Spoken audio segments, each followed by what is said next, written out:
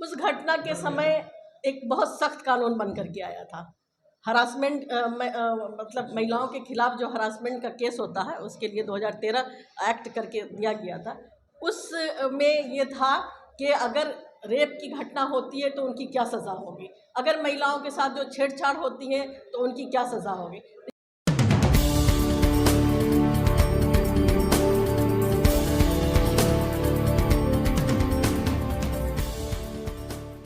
इस सभागार में आप सबका बहुत बहुत धन्यवाद। बिहार प्रदेश महिला कांग्रेस की अध्यक्ष सरवत जहान फातिमा, हमारे इस बगल महिला कांग्रेस की उपाध्यक्ष विनीता भगत जी, इस तरफ महिला कांग्रेस की उपाध्यक्ष मनीषा पांडे जी, हम सब आप लोगों को बुलाए हैं ये बात रखने के लिए कि महिलाओं के प्रति पीछे 10 साल काफ़ी क्राइम रेट बढ़ा है, बहुत ज़्यादा। इस बारे में आप लोगों से बात करनी है। करीब हाथरस को देख लें, उन्नाव को देख लें, बृजभूषण सिंह को देख लें, और जिस तरह से हमारी खेल में जो महिलाएं गोल्ड मेडल जीत करके देश के लिए लाती हैं, उनके साथ भी उत्पीड़न की घटनाएं होती हैं और सरकार के सर पे जू नहीं रहता। तो हम सब महिलाओं का ये मानना है कि महिलाओं के लिए सुलभ कानून बने, आसान कानून बने, क्योंकि हर दिन कहीं न कहीं बलात्कार होता है। घरेलू हिंसा में भी उसी तरह से बढ़ोतरी हो गई हुई है।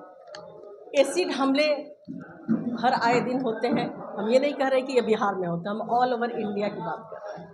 बिहार में भी घटनाएं बढ़ी हैं, रेप की घटनाएं हर कुछ दिनों पर देखने को मिलती हैं, छोटी छोटी बच्चियों के साथ देखने को मिलती हैं। अभी पीछे 3 फरवरी को जो मेरे नॉलेज में जो घटना आई थी, ढाका के पास पचपकड़ी एक गाँव है, वहाँ 6 साल की बच्ची के साथ रेप की दुर्घटना हुई थी और हम खुद वहाँ पे गए भी थे और वहाँ के पुलिस इंस्पेक्टर से और बाकी लोगों से बात करके हमारी महिला टीम वहाँ पे पहुँची थी, जो मोतिहारी की ज़िला अध्यक्ष है, कि उसको किसी तरह से न्याय दिलाए।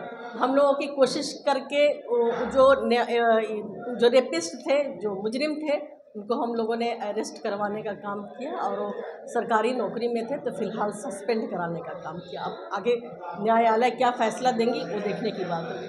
जिस तरह से आपने देखा बिल्किस बानो का जो केस था, वो पुराना केस था, और उनके साथ कितनी बड़ी घटना दुर्घटना हुई थी कि उनके पूरे परिवार को मार दिया गया था। वो प्रेग्नेंट थी, उसके साथ सामूहिक बलात्कार किया गया था और बरसों केस चलने के बाद जो मुजरिम जो थे उनको रिहा करवाया गया, और रिहा ही नहीं करवाया गया। आप देखेंगे कि भाजपा ने उन्हें अपने चुनाव प्रचार में भी इस्तेमाल किया, उनका फूल माला से स्वागत भी किया। बाद में जब सुप्रीम कोर्ट की फटकार लगी है तो फिर उनको वो अंदर किए हैं। बृजभूषण के बारे में आप लोगों को बताने की ज़रूरत नहीं है कि किस तरह से बृजभूषण सिंह को बचाया गया है भाजपा द्वारा। तो भाजपा के जो शीर्ष नेतृत्व है, महिला विरोधी दिमाग रहा, उनका मेंटेलिटी उनकी महिला विरोधी रही है। आप अगर देखें तो भारत में महिलाओं के खिलाफ अपराध जो NCRB का रिपोर्ट होता है, जो 2023 का है, करीब 4% महिलाओं में के ऊपर अपराध बढ़ा, जो NCRB की रिपोर्ट है, सिर्फ भारत में। दिल्ली को आप देख लेंगे तो दिल्ली का वही हाल है। उत्तर प्रदेश इसमें सबसे उत्तम है, उत्तर प्रदेश सबसे उत्तम है। आप अभी हाल में यहाँ देखेंगे मध्य प्रदेश में भी पीछे दिनों बलात्कार की घटनाएं हुई हैं, और उसमें हमारी महिला कांग्रेस की जो अध्यक्षा हैं अलका लांबा जी, उन्होंने भी उसको जाकर के ये किया था। उत्तर प्रदेश में भी वो खुद गई थी, खुद जाकर के उन्होंने बात करने की कोशिश की थी।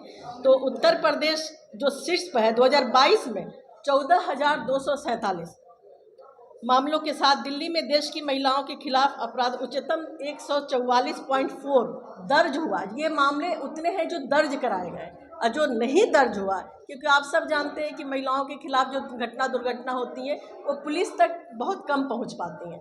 कुछ डर की वजह से, कुछ शर्म की वजह से, किसी भी बहुत सारी वजह होती हैं जिस वजह से वो घटना पुलिस तक नहीं रिपोर्ट हो पाती। तो जो रिपोर्ट हो पाता है उसका ये रिकॉर्ड होता है, जो रिपोर्ट नहीं हो पाता है वो आप जानते हैं।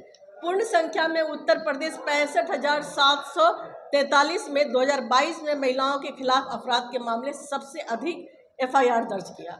इसके बाद महाराष्ट्र 45,331, राजस्थान 45,058, पश्चिम बंगाल 37,738, मध्य प्रदेश 32,765 का स्थान रहा। एनसीआरबी के अनुसार पिछले साल भारत में दर्ज किए गए कुल मामलों में इन 5 राज्यों का योगदान 2,23,635 यानी कि 50.2% रहा।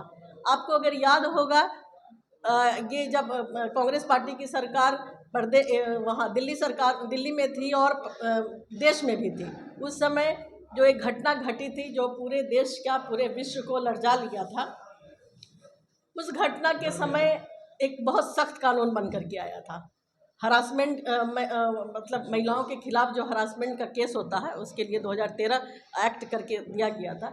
उसमें ये था कि अगर रेप की घटना होती है तो उनकी क्या सज़ा होगी, अगर महिलाओं के साथ जो छेड़छाड़ होती है तो उनकी क्या सज़ा होगी। तो ये सब एक्ट हमारे यहाँ बना हुआ है, लेकिन उसको लागू नहीं किया जाता है। लागू नहीं करने के साथ साथ ये भी होता है कि जो सरकार है वो सरकार के कान पे महिलाओं के बारे में कोई भी चीज़ एक तरह से कहें कि वो उसको सीरियसली नहीं लेते हैं, क्योंकि जो पता है कि उनके एमएलएज रेप के कांड में एफआईआर उन पर दर्ज है, उन पे केस किया हुआ है, लेकिन फिर भी वो उनको अपने साथ बैठाते हैं, फूल माला से उनका स्वागत करते हैं, बैठाते ही नहीं हैं, उनको सेव भी करते हैं। सेव मीन्स बचाते भी हैं। तो इस तरह से हम लोग सब ने एक बीड़ा उठाया है कि महिला कांग्रेस महिलाओं के लिए जाकर के बात करेगी, और हम सब मांग करते हैं कि भाजपा द्वारा संचालित दंड मुक्त की जो संस्कृति है, जो अपराधियों का मनोबल बढ़ाती है, जब आप अपराधियों को दंड नहीं देंगे तो उनका मनोबल बढ़ेगा ही ना, तो मनोबल बढ़ाती है और रिपोर्टिंग को हतोत्साहित करती है कि रिपोर्टिंग हम नहीं कर पाते। अभी हम आपको ढाका वाली जो घटना बता रहे थे, उस बच्चे की माँ का फ़ोन नंबर मेरे पास था। हमने उनसे वादा किया था कि अगर आपको कोई भी डराता है, धमकाता है, तो आप हमें ज़रूर फ़ोन करेंगे। नेक्स्ट डे जब हम वहाँ से लौट करके आए तो उसकी माँ का फ़ोन आ रहा है कि मैम हमारे जो पड़ोसी हैं हमें धमका रहे हैं, गांव के जो कुछ लोग हैं वो हमें धमका रहे हैं कि आप केस वापस ले लो, नहीं तो एक एक करके बच्चों को आपको मार देंगे, या आप यहाँ से कहीं चले जाओ यहाँ से। तो उनका कहना था कि आप बताओ हम अपना घर छोड़ करके कहाँ जाएंगे। ये एक आम बात, आम लैंग्वेज में आपको हम बता रहे हैं। घरेलू हिंसा भी कम नहीं होता है।